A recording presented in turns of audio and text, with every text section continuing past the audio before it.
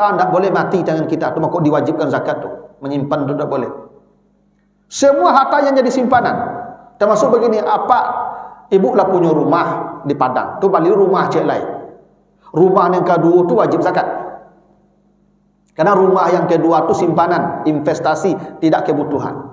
Rumah yang bapak ibu tempati tidak wajib zakat. Karena itu kebutuhan pakaian. Tapi rumah yang kedua wajib zakat. Hitung nilai rumah dan tanah 2,5% setiap tahun. Kecuali bapak ibu membelikan rumah untuk anak, mungkin anaknya balik siap menikah, nanti dia tinggal di rumah itu tidak wajib zakat karena itu kebutuhan. Amil dari kata amila. Amila itu artinya bekerja. Amal, bekerja. Apa pekerjaan amil? Di At-Taubah 103 tadi, khuz min amwalihim, jemput, ambil harta mereka. Bukan duduk tunggu zakat mereka. Jemput dan ambil zakat mereka, audit ke rumah mereka. Jadi amil itu auditor. Dia tahu berapa kekayaan setiap umat Islam ini. Jadi kalau biasanya bulan Ramadan kan ditugasi itu amil untuk menerima zakat. Amil kok padoknya duduk saya di masjidnya Pak, di kantor. Tu beko tibolo orang pergi menjapui zakat kepada orang miskin menjelang hari raya.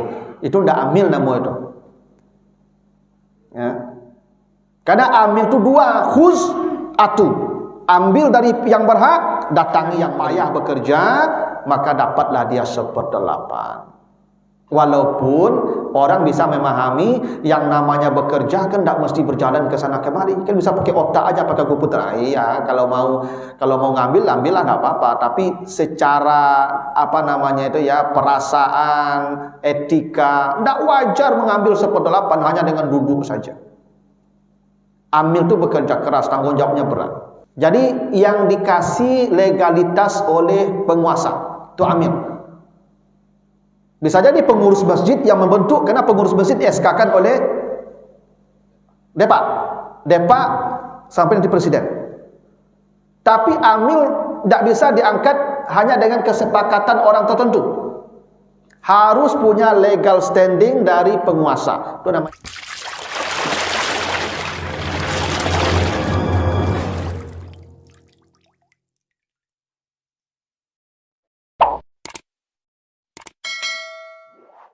Bapak, ibu-ibu, kaum muslimin, jamaah subuh yang dimuliakan Allah, kembali kita bersyukur kepada Allah atas segala karunia-Nya. Salawat dan salam untuk Nabi kita Muhammad sallallahu alaihi wasallam. Bapak Ibu yang saya muliakan, pagi ini kita akan bahas surat At-Taubah ayat 34 dan 35. Surat yang ke-9, surat At-Taubah ayat 34 dan 35. Kita baca ayatnya. A'udzubillahi minasyaitonirrajim. Ya ayyuhallazina amanu inna katsiran minal ahbari warruhbani la ya'kuluna amwalan nasi bil batili wa yasudduna an sabilillahi wallazina yaknizuna az-zahaba wal fiddata wa la yunfikunaha fi sabilillah fabashshirhum bi'azabin alim. Yauma yuhma 'alaiha fi nari jahannam fatukwa biha jibahuhum wa junubuhum wa zuhuruhum haza ma kanastum li anfusikum fazuku ma kuntum taknizun. Artinya, hai orang-orang yang beriman, sesungguhnya kebanyakan dari tokoh-tokoh agama Yahudi namanya ahbar, ya, dan tokoh-tokoh agama Nasrani namanya ruhban, diartikan dengan pendeta aja ya. Sesungguhnya kebanyakan dari pendeta Yahudi, pendeta Nasrani, termasuk kita ustadz-ustadz, tokoh agama lah, sebagian besar mereka mengambil harta orang lain dengan cara yang batil, dan mereka menghalangi dari jalan Allah. Dan orang-orang yang menyimpan emas dan perak dan tidak mengeluarkan hartanya di jalan Allah, tidak mengeluarkan zakatnya, maka berikan kabar gembira mereka dengan azab yang pedih. Apa azabnya? Nanti semua harta yang dia kumpulkan akan diganti besi, dan besi itulah yang dipanggang dalam jahanam sampai menyala, dan setelah besi itu menyala maka disetrikakan, digosokkan ke wajahnya, ke rusuknya dan ke punggungnya. Kata Allah, inilah harta yang kalian simpan dulu dan rasakanlah azab karena apa yang kalian simpan-simpan itu. Nah itu arti sederhananya ya, surat At-Taubah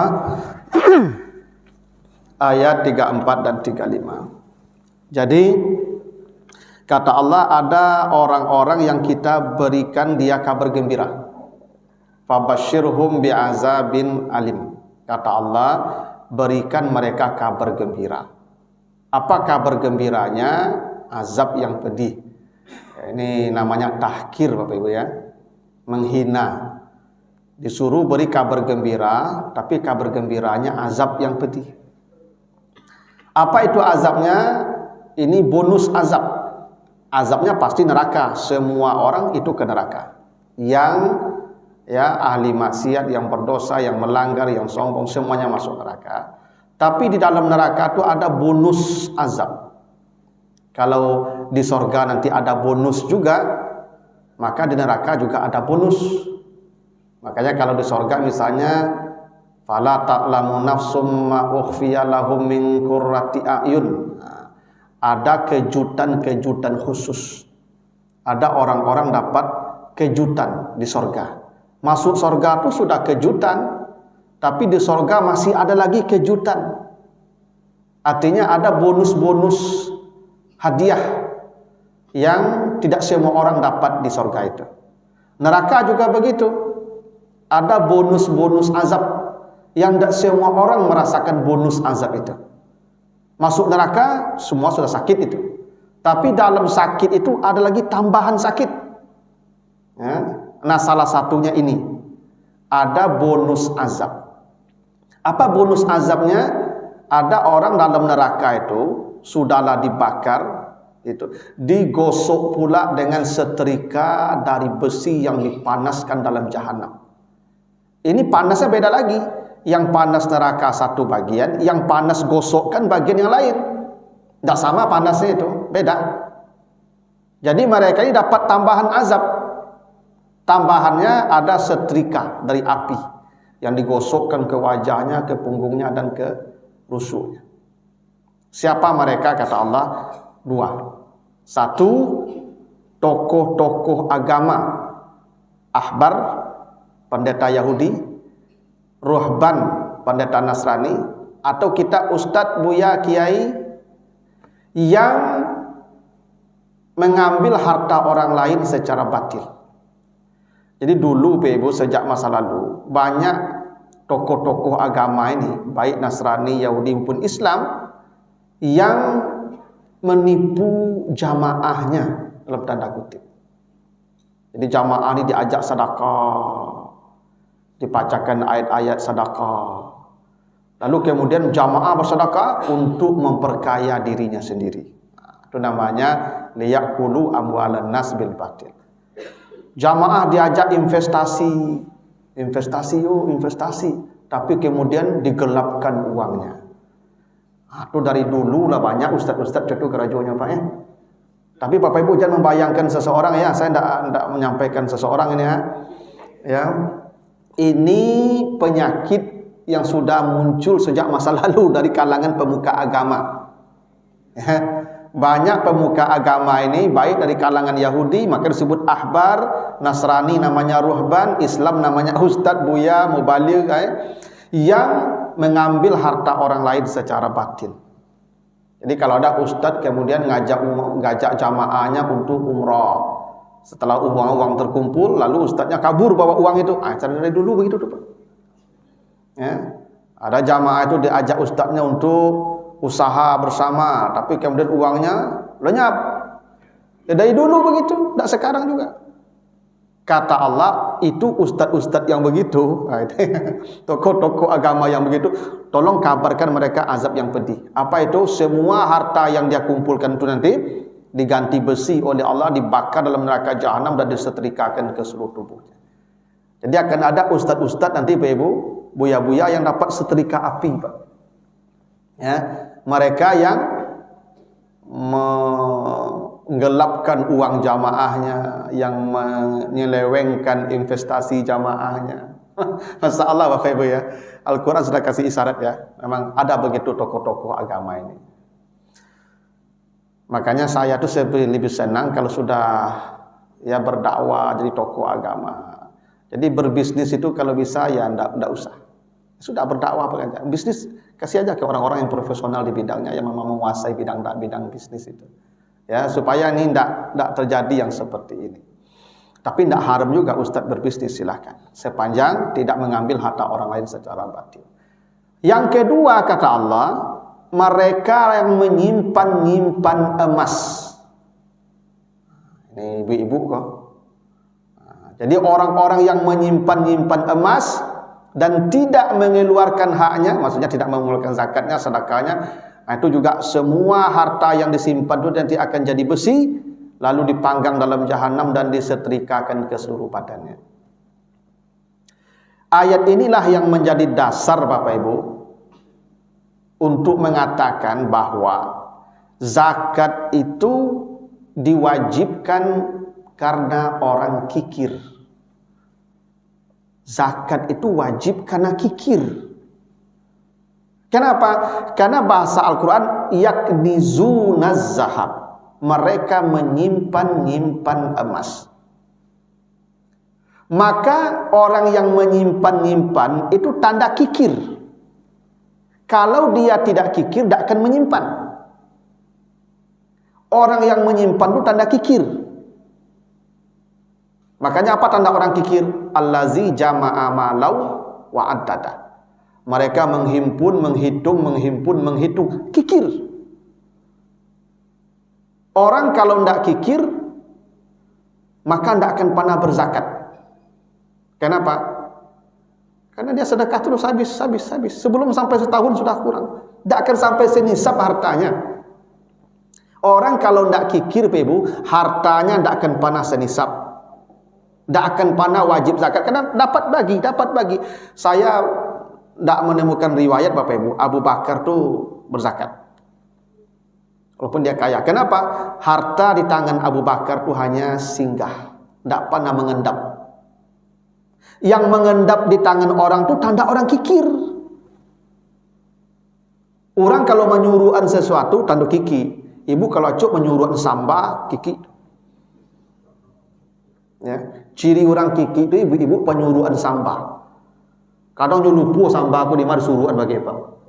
Saking banyak sampai penyuruhan samba aku. Lupa yang di mana sampai penyuruhan bagi. Itu. Kalau orang ndak kiki, nyulatak saya di mejanya saya makan-makanlah. Habis-habislah kau masak balik. Tapi kalau nyo simpan tanda kikir. Itu alasannya zakat tidak wajib kecuali karena orang itu kikir. Jadi kalau ada Bapak Ibu nambah zakat, sebenarnya Bapak Ibu sedang kikir itu. Kalau tidak kikir tidak akan berzakat.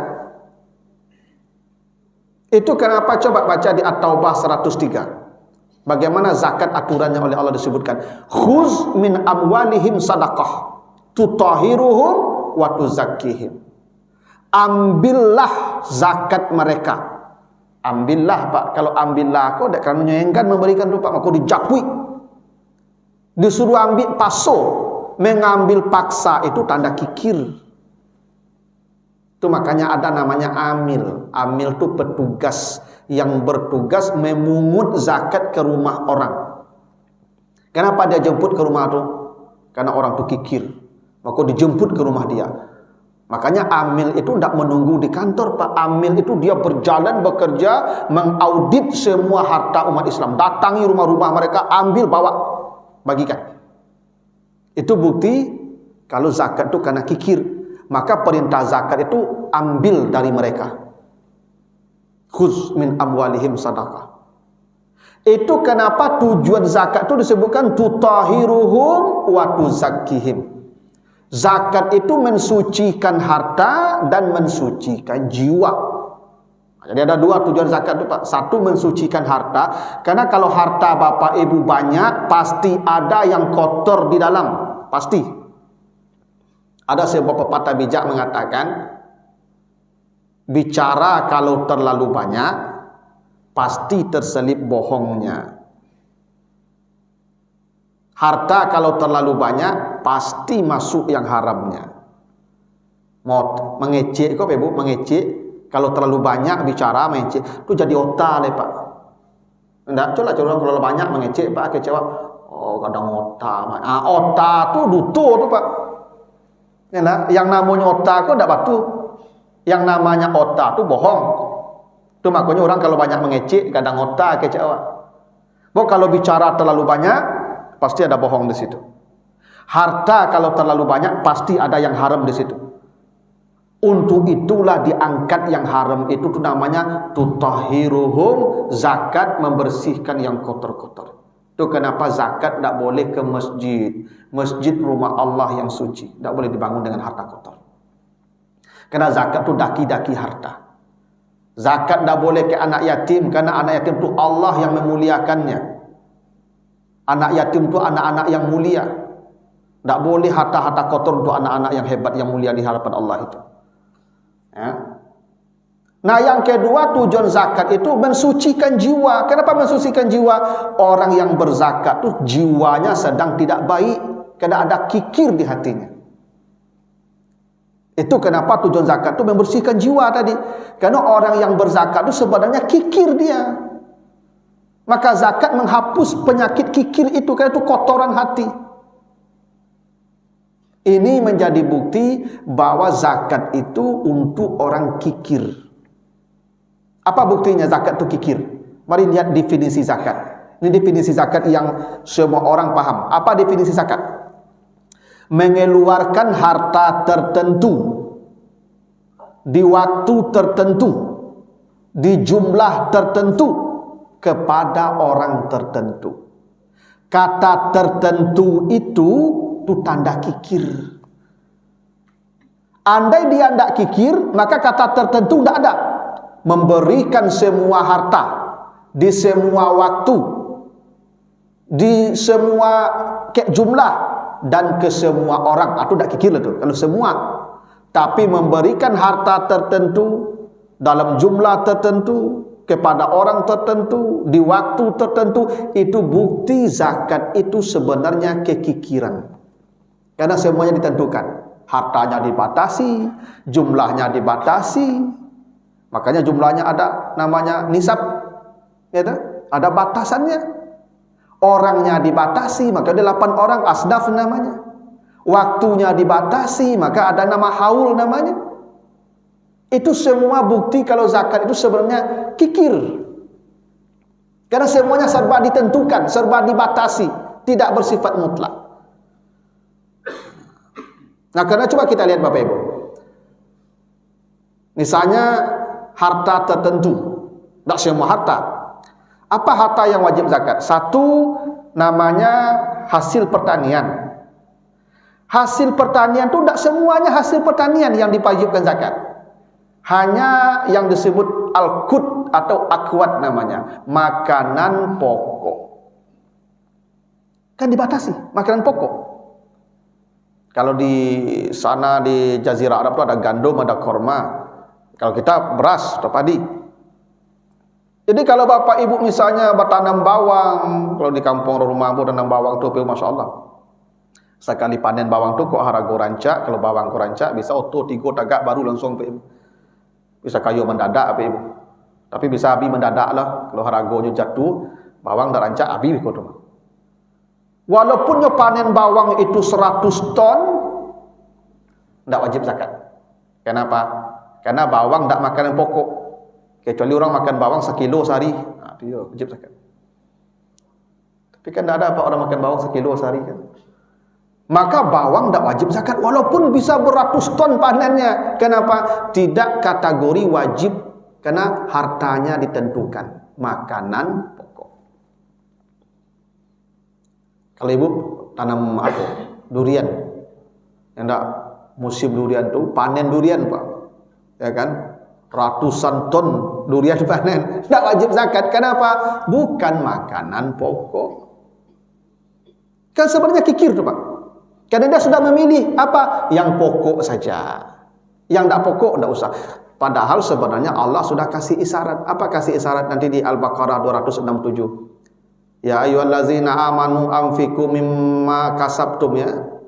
Amin anfiqu min thayyibatin ma kasabtum wa mimma akhrajna lakum minal ardi.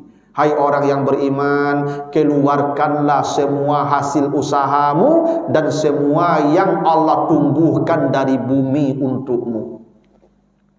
Maka orang yang tak kikir, walaupun yang diwajibkan hanya beras, padi, tapi kalau dia panen bawang tetap dia zakatkan. Dia panen cabai tetap dia zakatkan. Dia panen durian tetap dia zakatkan. Dia panen rambutan tetap dia zakatkan. Konversinya itulah sekali panen. Kalau beras berapa nisabnya? 5 wasak namanya. 5 wasak itu konversinya bisa beda-beda. Bisa 520 kg beras, bisa 650. Tapi ambil yang paling bawah saja. 520 kg. Jadi kalau Bapak Ibu dapat hasil padi, barihnya bersih 520 kilo, maka dikeluarkan 1/10 atau 10%. Kalau membutuhkan biaya airnya diangkut atau ditarik pakai mesin, 5% atau 1/20. Itu kan kikir juga tuh, 2,5%, apa 10% itu. Makanya Bapak Ibu, saya lebih senang kalau apapun yang kita panen, zakatkan. Karena sebetulnya membatasi itu karena kikir tadi, memang dia tidak berdosa kalau tidak menzakatkan hasil ladangnya yang itu tadi, yang misalnya kantang, bawang, lobak, tidak berdosa. Karena memang yang dicontohkan Nabi makanan pokok. Tapi orang yang tidak kikir akan menzakatkan semua yang Allah tumbuhkan dari muka bumi. Tapi prinsipnya tadi, zakat itu kenapa dibatasi? Karena dia kikir. Jadi zakat kalau ada Bapak Ibu bersawah di kampung, kalau lah sampai dapat barih 520 kilo, tu kan zakat tu ya 10% atau 1/10 ya. Bahkan kalau ada Bapak Ibu yang sawah di kampung, awak di Padang menerima patiganan namanya tu, orang membuat di kampung. Maka zakat wajib bagi siapa yang punya benih. Jadi kalau ibu misalnya yang punya benih dari awak, hanya ni mau berasi saja, kalau dapat 1,000 berarti 500 intinya, 400 untuk awak, dan 100 untuk zakat. Kalau ibu yang punya benih, yang menggarap yang punya benih, berarti zakat kepada dia, kita terima bersih saja. Itu aturannya begitu. Nah, tapi yang wajib zakat hanyalah harta atau hasil pertanian yang sifatnya makanan pokok. Walaupun orang kalau tidak kikir, apapun hasil panennya akan dia zakatkan. Atau misalnya apa? Emas atau hewan ternak. Hewan ternak pun tidak semuanya zakat. Hanya 3 saja, kambing, sapi, onta. Kalau kerbau dikiaskan ke sapi karena badannya hampir sama besar. 3 saja. Jadi kalau Bapak Ibu misalnya batarana ayam, walaupun ayam kuasa komplek ayam itu ratusan ribu, tidak wajib zakat. Kenapa? Tidak termasuk yang wajib. Itu pun dibatasi pula. Kalau kambing sampai 40 ekor. Kan 40 ekor itu banyak tu Pak. Lampe 40 baru kan siku. Kan kikik nama tu Pak. Lampe 40 baru siku kan. Kalau sapi 30, lah 30 sapinya baru kan siku. Orang kalau tidak kikir mungkin 10 ekor sudah zakat itu. Tapi orang kikir tunggu mengendap sampai 40-30 ekor dulu baru kena zakat. Kalau unta 5 ekor. Jadi 5 ekor unta sikut kambing, 10 unta 2 kambing, 3 muale unta 3 kambing, 20 unta 4 kambing, 25 unta baru cik unta. Ni kalau ada Bapak Ibu dapat tanah unta esok. Ya. Zakat unta tu mana tahu kalau ada tanah unta esok dia buat kan. Zakat unta ko sekali 5 cik kambing, 10 2 kambing, muale 3 kambing. Ya, 20 sampai kambing 25 untanya baru cik unta. Kan banyak arato tu Pak. Tak semuanya. Jadi kalau pengen berternak ikan, berkolam ikan, sekian ratus kolamnya, tak tanggung ikan banyaklah, ada wajib zakat. Tapi orang yang tak kikir, apapun hewan ternaknya dizakatkannya. Kenapa? Kata Allah, anfiku min tayyibatim ma kasabtum, infakkanlah semua hasil usahamu. Itu kalau tak kikir. Tapi orang kikir hanya berpatokkan kepada harta tertentu tadi, kambing, sapi, onta. Ayam, abu tak masuk, ayam tak masuk zakat. Kenapa? Tak dicontohkan Nabi dan tak ada pada praktek Nabi. Karena kikir tadi. Tapi tak masalah. Tapi yang tiga tadi tak ada perbedaan. Kambing, sapi, onta. Emas juga begitu. Emas wajib zakat yang mana? Kata Allah, yaknizun, yang disimpan. Yang dipakai tak kena zakat. Jadi ibu kalau nak bayar zakat, ame ibu pakai ame ibu sadonyo sampai kuning badan ibu tu. Kan? Pakai di telinga, pakai di hidung, pakai di gigi, kan? Pakai di tangan, di kaki, tak boleh buka. Tak boleh buka. Pakai tatap tarui. Tapi kalau ame ku ibu pakai hanya untuk pai baralek, ya, pai arisan atau untuk pulang kampung saja. Ibu-ibu kalau pulang kampung ke perlu bawa ameh, Pak. Sebagian ibu-ibu kalau pulang kampung kalau ndak bawa ameh, kau dak taluknya pulang lopaknya harus penuh ameh. Buat ciri-ciri suami sukses pai merantau, kadang-kadang ameh orang rumahnya pulang. Itu di kampung situ tu, Pak. Jadi kalau nak bawa ameh orang rumah aku pulang, Pak. Aku orang malu pulang, Pak. Ya tu. Ambo pernah olok-olok tu, Pak. Ya.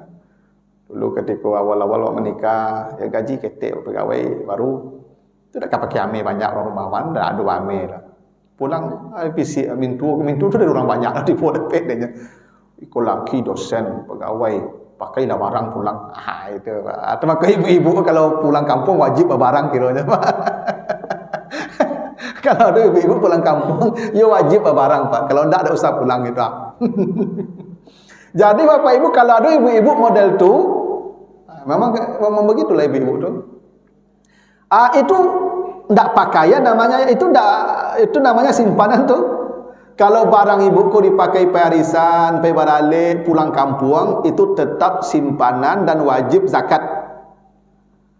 Wajib zakat 2,5% setiap tahun. Kalau mencapai nilai 85 gram emas, wajib tiap tahun tu. Tapi kalau ibu pakai permanen, tak wajib zakat. Semua harta yang kita pakai, tak wajib zakat. Tapi semua harta yang disimpan, wajib zakat. Karena itu Pak Ibu, walaupun yang disebutkan Allah emas, tapi sebenarnya semua yang dijadikan simpanan. Karena begini, dulu kenapa emas disebutkan oleh Allah? Karena yang paling banyak disimpan, yang paling mudah disimpan itu ameh. Menyimpan ameh itu mudah dan banyak disimpan, gampang menyimpannya dan harganya tetap tidak akan pernah turun. Makanya ameh kini banyak jadi simpanan selain ameh. Maka semua harta yang jadi investasi simpanan wajib zakatnya tiap tahun. Misalnya begini, ibu membeli tanah di bypass. Tanah itu tidak diolah, tidak dibangun, tanah itu menganggur saja, maka tanah itu wajib zakat setiap tahun. Itu simpanan namanya. Bapak Ibu beli tanah di bypass itu misalnya harganya 1 miliar. Tanah itu tidak digarap, tidak dibikin bangunan di sana, tidak ada manfaat di sana, menganggur saja, itu namanya yaknizun, simpanan investasi. Maka setiap tahun dihitung nilai tanah itu 2,5%. Wajib, kalau tidak itu nanti digosok dengan setrika api. Kalau tidak olah tanah itu, tanami. Kalau ditanami tidak wajib zakat. Kenapa? Menghasilkan. Hasilnya yang wajib zakat kalau sampai senisab, tanahnya tidak. Atau dibikin di situ bangunan, menggali, berkadai di situ, tidak wajib. Semua yang dijadikan simpanan, yang sifatnya menganggur di tangan kita, itu wajib zakat. Makanya ibu kalau ada tanah, alun tak jual, ya kan? Lai kapan jual tanah tu, tapi dah 10 tahun dah jual, tetap zakat 10 tahun dihitung. Besok kata jual, bayar zakatnya 2,5% dari total nilai penjualan kali 10. Gitu tuh. Kau nak ya jual tanah tu leh. Walun tak jual, Ustaz, yo mahal dijual, dia yo jual murah lah, banyak orang beli kau tu mah. Ni mak kau nak tak jual tu kan dia mahal rago tu. Yo rugi juga Ustaz jual murah. Tu tak ada orang kikik tadi tu, rugi tu. Kalau kata rugi tu kan orang kikik yang punyanya. Kalau orang tak kikik kan tak ada kata rugi dia. Orang mengecek rugi tu tak ada kikik tu. Kalau orang tak kikik mah ruginya Pak, tak ada punyanya lah mah. Mah punyanya Pak. Awak lain tu tak apa-apa. Tak ada bawa harta kita lahir. Sekarang dititipkan Allah tu rugi dah waktu. Di mana ruginya? Maka yang rugi tu kena kikir, jual murah saja daripada kada zakat. Kalau tak olah. Tapi mengolah kau jangan gali apa ibu. Ditanam subi 2 batang sedukan sudah kada zakat tu gali namanya tu. Nyo diolah Pak. Memang menghasilkan ya, tak supaya selamat dari zakat lah. Ya, memang diolah, ditanam ubi cuma para ubi di situ. Ya, ditanam di situ apa pelo yo para pelo di situ. Itu nak kena zakat tanah itu. Karena milik Allah tidak boleh mati di tangan kita, tidak boleh berhenti, tidak ada manfaat untuk yang lain. Tak boleh. Allah marah yang begitu. Simpanan namanya itu. Itu maka deposito itu sebenarnya Allah marah itu. Karena mati ratu di tangan awak. Harta ini jadikan gulirkan supaya orang bermanfaat ratu itu. Kecuali deposito akadnya mudarabah bagi hasil karena ratu digilirkan. Tapi kalau akadnya disimpan saja di situ, akadnya pinjaman apa namanya itu titipan, tak boleh itu. Harta tidak boleh mati tangan kita. Itu maka diwajibkan zakat tu. Menyimpan itu tidak boleh. Semua harta yang jadi simpanan. Termasuk begini, apa ibu lah punya rumah di Padang. Tu balik rumah cik lain. Rumah yang kedua tu wajib zakat. Karena rumah yang kedua tu simpanan, investasi, tidak kebutuhan. Rumah yang bapak ibu tempati tidak wajib zakat. Karena itu kebutuhan pakaian. Tapi rumah yang kedua wajib zakat. Hitung nilai rumah dan tanah 2,5% setiap tahun. Kecuali bapak ibu membelikan rumah untuk anak. Mungkin anak itu beralih siap menikah, nanti dia tinggal di rumah itu tidak wajib zakat. Karena itu kebutuhan. Atau misalnya bapak ibu bekerja di Bukit Tinggi, 3 hari di Bukit Tinggi, 3 hari di Padang, rumah di Padang, anak isi di Padang. Ke Bukit Tinggi ada dinas setiap 3 hari ke sana. Daripada menyewa hotel pula penginapan di sana, belilah rumah di sana, 3 hari di Bukit Tinggi kita tinggal di sana. Itu tidak kena zakat. Kenapa? Kebutuhan. Kalau kebutuhan tidak zakat. Makanya apa-apa kalau kau kembali rumah cik lain, jurang rumah langsung di situ. Itu cara tidak kena zakat. Jadi apa-apa kau kembali rumah cik lain, tambah orang rumah cik lain untuk muninya. Kalau betul apa nak kena zakat lah. Ya, tapi kok rumah sih dibandingnya tak ada orang rumah tambahan kena zakat. Ambo nak majan apa-apa lah. Ambo bagi tahu supaya nak kena zakat macam tu dulu. Gitu. Tambah orang rumah langsung.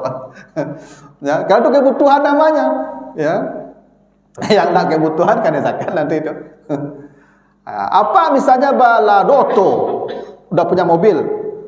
Tu di balik loto cek lain, tu ni kado tu kan zakat itu mah. Simpanan nama itu mah. Ya, itu ndak lagi kebutuhan. Yang kebutuhan yang dipakai kecuali tu balik untuk anak untuk kuliah hanya, tu ndak kena zakat tu. Tu ibu kantu beda aja pak. Ya pak motor cik ibu, tu ndak kebutuhan tu ndak kena zakat itu. Semua harta yang dijadikan simpanan tu wajib zakat. Walaupun Allah hanya menyebutkan emas.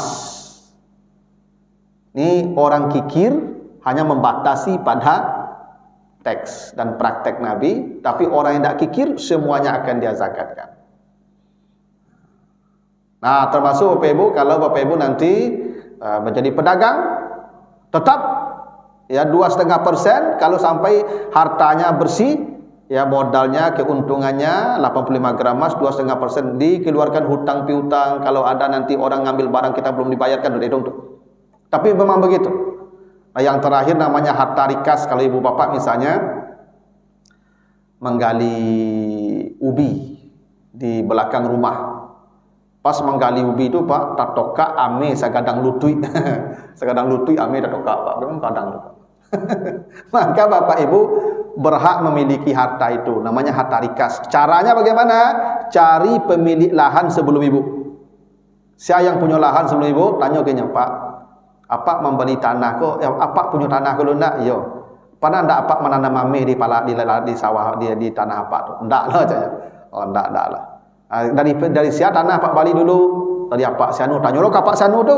Pak, apa menjual tanah ke Pak dulu? Ayo. Pernah dapat menanam mame situ? Enggak. Tahu kata tanya, habis baru apa ibu boleh miliki. Dengan catatan zakatkan dulu sebanyak 20%. Jika dapat ame sekadang lutut nanti sebelum dimiliki bayarkan zakatnya 20% atau 1/5. Tapi jangan lapor ke negara ambil langsung Pak. Pak antuk saya lah.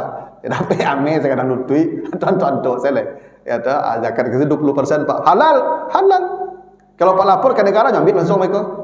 Kata undang-undang begitu, bumi, air dan segala kekayaan yang tersimpan di dalamnya dikuasai oleh negara. Tapi secara syariat boleh kita miliki. Itu kalau hartanya tertanam di bawah bumi, namanya rikas. Tapi kalau hartanya di atas tanah dapat tu namanya luqatah. Tapi di atas tanah terletak sagadang lutut lah tapi di atas tanah tu enggak lah tu. Tu barang temuan diumumkan selama setahun dulu. Diumumkan di TV, di radio, di koran semua. Setahun diumumkan, tidak ada yang ambil, tidak ada yang datang, boleh dimiliki dan tidak ada zakat. Boleh dimiliki dengan catatan kalau ada yang meminta pemiliknya silakan diberikan nanti. Kalau sampai mati tidak ada yang datang, berarti milik kita itu sampai mati. Boleh dipakai.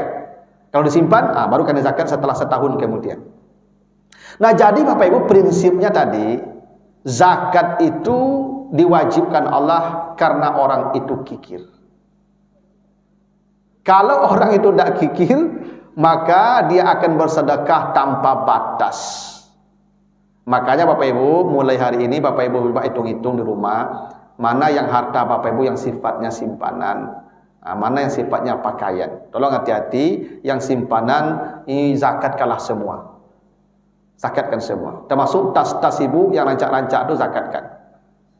Kalau ada orang menyimpan tas sebagai Pak, kan ada tas ibu-ibu kan harganya sampai ratusan juta nak.